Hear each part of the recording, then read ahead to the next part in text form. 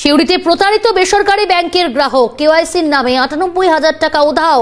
গ্রাহকের ব্যাংক থেকে উধাও টাকা সিউড়ির সাইবার ক্রাইম থানায় অভিযোগ দায়ের। আপনাদের জানাবো, সিউড়ির সাইবার ক্রাইম থানায় ইতিমধ্যেই অভিযোগ দায়ের করেছে ওই ব্যক্তি অর্থাৎ গ্রাহক। প্রতারিত বেসরকারি ব্যাংকের গ্রাহক কি অভিযোগ করছেন তিনি শোনাবো আপনাদের।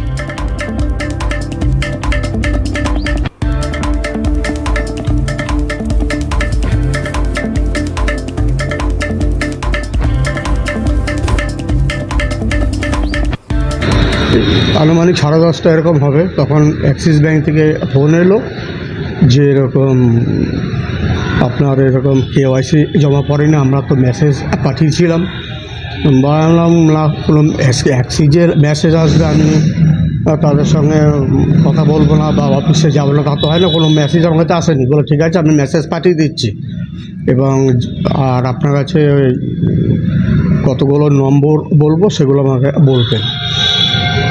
নিয়ে তা করতে আমি বই, এটিএম কার্ড এগুলো রেডি করলাম। আমি জানছি অ্যাক্সিসের সঙ্গে আমাদের বহু পুরাতন সম্পর্ক। হ্যাঁ, তারপর বললো যে আমি 2 নম্বর কাউন্টার থেকে মুখার্জি বলছি। আমি বলছি যে আমি ঠিক আছে, আমি চেম্বার সেরে আমি 1-1:30টার সময় আপনার সঙ্গে আমি দেখা করব। বলছে না, আপনি বলুন এই নম্বর। তো আমি এরকম বলে গেলাম, ওটিপি এলো, ওটিপিগুলো আমি বললাম তাদেরকে। হ্যাঁ, ব্যাস এই অবধি হয়ে আছে। আমি অ্যাক্সিসে গেলাম, কিন্তু আমার পিন কোনো কাজ করছে না, ইনকারেক্ট দেখাচ্ছে। টাকা উজ্জ্বল হয়ে গেছে? হ্যাঁ, টাকা উজ্জ্বল হয়ে গেছে। হ্যাঁ, টাকা উজ্জ্বল হয়েছে। কি অন্তত 97-98 লাখ টাকার মতন ধরুন এরকম ছিল আর কি।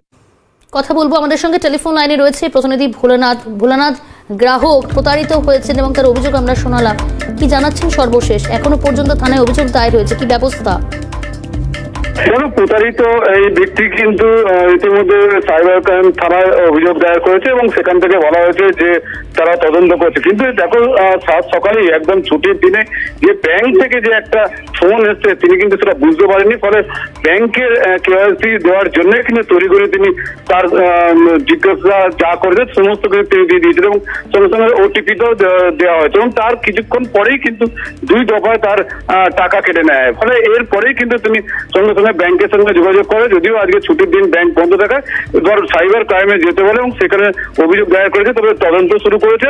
এখনো পর্যন্ত কিন্তু এই টাকার যে প্রতারিত হয়েছে সেটা কিন্তু এখনো পর্যন্ত হদিশ পায়নি। তবে তদন্ত শুরু করেছে সাইবার ক্রাইম থানা।